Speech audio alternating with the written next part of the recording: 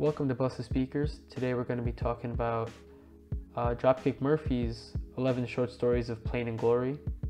Dropkick Murphys are a Celtic punk band from the Boston area, legends in the pub rock genre sound, and this is their 9th studio album.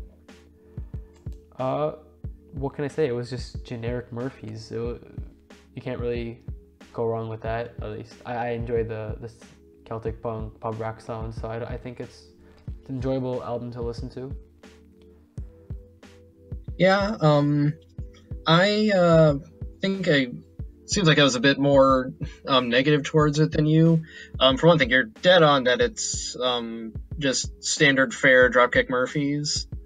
But with the title, like 11 short stories of pain and glory, I was hoping that they would go a bit more loftier or high-minded. I mean, not like, Dark Side of the Moon or anything, but just one thing I've always appreciated about them is, for one thing, their connection to folk music and their willingness to cover old folk tunes, from classic Celtic stuff to Shipping Up to Boston was an unrecorded Woody Guthrie song.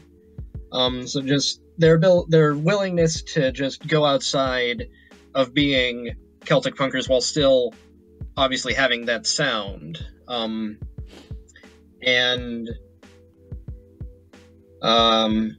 With this album, I was just kind of hoping that they would do, the other thing I appreciate about them is how they tend to write in character a lot. A lot of bands don't do that these days. They either write about themselves specifically or they just write about nothing. And these guys, they do character songs, they do stories. They're not like fully developed rock operas or anything, but I was kind of expecting these songs to be like, I think it was Vices and Virtues or something from, Panic at the Disco? shoot, I forget what it was, but, sorry? Panic at the Disco? No, let me just pull it up real quick. They had a song on one of their albums that was just about how 4 brothers died in different ways. The main line of the chorus was whiskey, war, suicide, and guns, because, one was an alcoholic, one committed suicide, one died in a war, and one died, it's from gun violence. And I was kind of hoping that, it's Vices and Virtues from The Meanest of Times. I was kind of hoping that they would go that route in just like creating characters and telling their stories through this album, but a lot of it was just generic feel-good anthem kind of songs, with, their Celtic flavor, but most of them were slow burners, not quite punk, and there were like 4 or 5 of them all in a row, and it was kind of hard to listen to for too long. And then the 2 that really kicked off the string of mediocrity on this album for me were Sandlot and First Class Loser. Because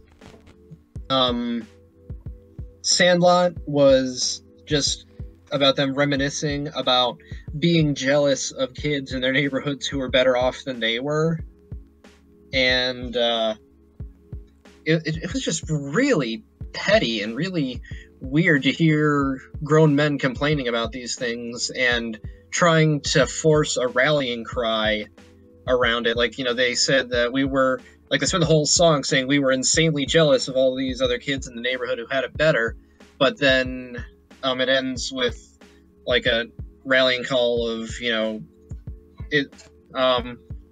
we're okay, or we're doing fine, or something like that. Yeah, so then about those First Class. Sorry? About those 2 songs, like, so Sandlot, I felt like there was some weird indie influence on the song. It wasn't really punk, it wasn't really like hard rock or very Celtic in a sense. I got bored while listening to that song. So on the other hand, you say you didn't like First Class Loser. I enjoyed it because it was just a weird off-kilter fun song to sing. I kind of was smiling with the lyrics because they're just kind of absurd. Definitely didn't pay homage to the their title, which is 11 Short Stories of Pain and Glory, because some of those songs felt way too long, which kind of goes against the short idea, but that song really didn't have much to do with pain and glory. I guess the pain of having someone you don't like with you. But yeah, but that song I enjoyed purely for the fact that it was just a joke of a song. I tried to enjoy it on that level, but the whole time I was just thinking, I could be listening to Platypus by Green Day, which is like everything the song wanted to be times 10. Because this one didn't have, it painted like too specific of a picture, so it's like very clearly talking about a person, but also like obviously they didn't want to name names or anything because they don't want to get in trouble. And they didn't go far enough, and they just it sounded like they were just complaining about all kinds of little things, like, oh, look at the way that guy eats his peas or something like that. And it was stinking short, like under 3 minutes, but it still felt really slow. Like it didn't have the kind of punch that it needed to sound angry enough to move past the fact that all of their complaints were really petty and really lame. And they didn't even have any creative insults because they didn't want to swear too much on it. Yeah, I think Alex is back in. Yeah. Yeah, so we're talking about Dropkick Murphys. Oh, right, yeah. Any words for that? Because right now we're just kind of going off on how it was a generic Celtic pub rock song or album. Yeah, it really was. Yeah, can't disagree with that. To me, it felt like a band that has already hit its peak, if you know what I mean. Oh yeah, they hit it a long time ago. How much of it have you talked about? Just starting. Yeah, just general. Well, there's obviously some strong influence. Well, this is the first time I've ever listened to them. There's some strong influence from the Pogues, I'd feel. But while Shane MacGowan was a good enough vocalist to carry that band, I feel like this band have 5 or 6 guys that can help convey a rowdy atmosphere.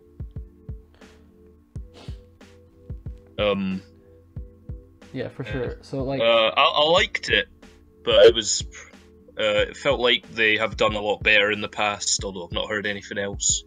Yeah, so have you seen The Departed? No. Okay, well then.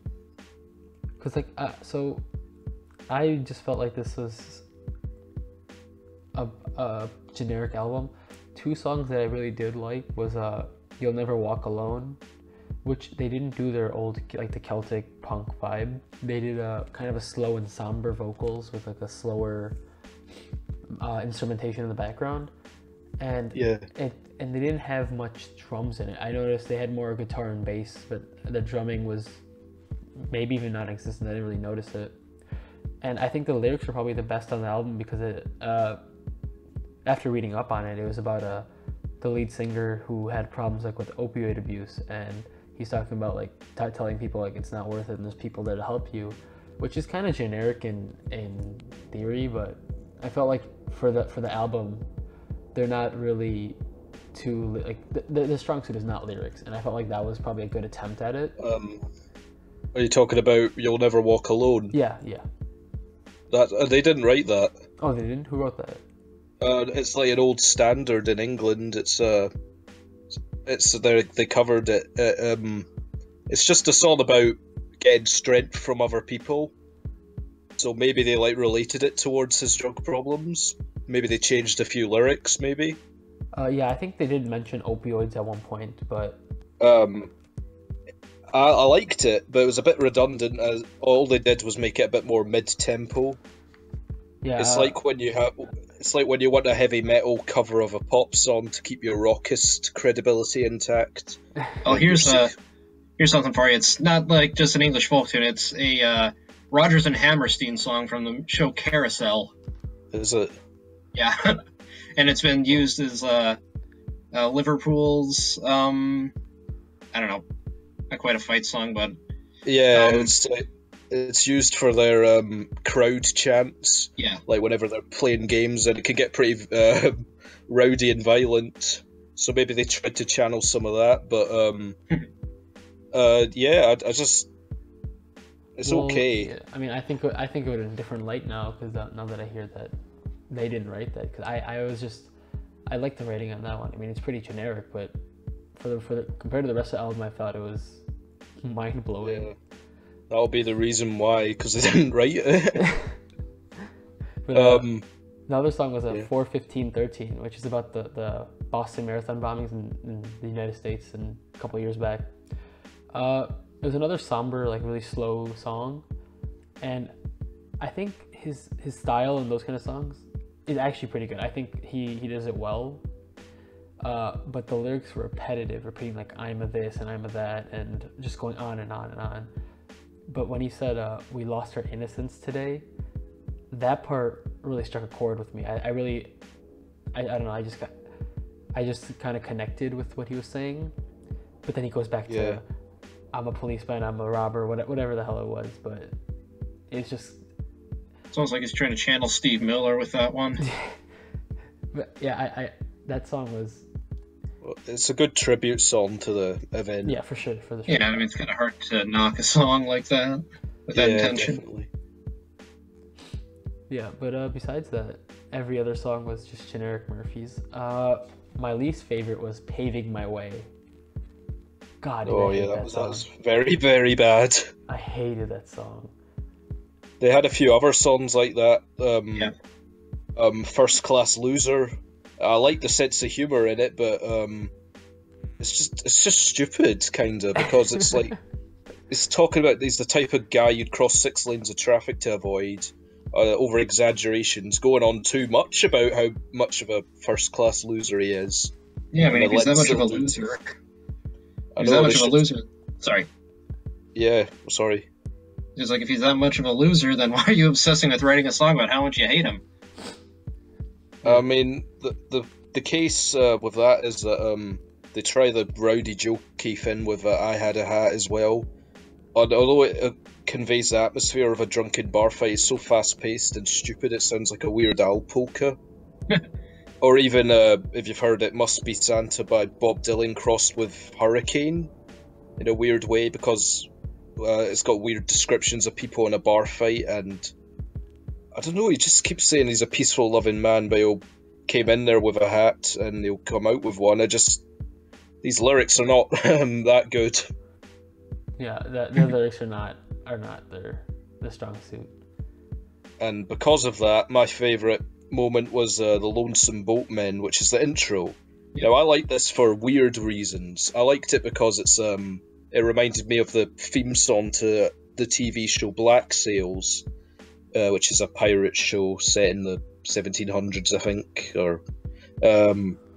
It reminded me of that because it has a almost pirate-sounding tin whistle bit, and then the same melody sung by a gang of men. I think it was played by a tin whistle, I'm not sure. Maybe something else. It's just a good instrumental, and I liked it because it's an instrumental, no stupid lyrics. Yeah, I think they do the generic pub rock sound pretty well. So like songs like "Blood," I think "Blood" was a really fun pub song. I can see people with a pint in their hands and just waving back and forth and singing together. And I think a lot of the themes throughout these songs are very similar, given that it's like 11 short stories about pain and glory. But yeah, there was just something missing. There's something I wanted that wasn't there, and it really just itched me the whole time throughout this album. Well, I think I actually liked, because remember this is the first time I've heard them, I actually liked when they did the more Celtic, Irish pub rock sound, because when they're not doing that, they're just trying to be a punk band, and I don't know how old these guys are, but they're not in their 20s, I'm guessing, and they just don't have the youthful punk vitality to carry those songs. So that kicked to the curb song. Well, I didn't like that one anyway because it had stupid background vocals going like, "Yep, nope, what?" That was weird. That was not appreciated by me, to say the least. So it's just these needless, stupid inclusions in some of these songs. I get they're a bit of a fun band, but I don't know. They need to cut down on stuff like that. I don't know. Just one last thing. The closing track, Until Next Time. Yeah. So here's my problem with it. It was 11 short stories about pain and glory. So there's 11 songs on the album, except the last song was nothing about pain or was it pain or what is it? Glory. Yeah, glory. So Yeah, and also the first song's not even got any lyrics. So how's that a story? How's that a short story? So the album should be called 9 Short Stories About Pain and Glory. One instrumental and one whatever this is about, looking to the future. God, I couldn't deal with that. That song, like, it was fun and it was an interesting closing song, but it was so pointless. Like, well, I don't want to hear about you talking about just, oh, this is what we're gonna do next time, or we can't wait till next album or whatever. Like, just make a good album. Well, we understand that's a given for all albums. Well, I thought it sounded quite 90s Britpop with the piano intro. It sounded like what the Pogues would sound like if they actually continued in the 90s with Shane. Like, maybe they'd make a song like this, the same sound.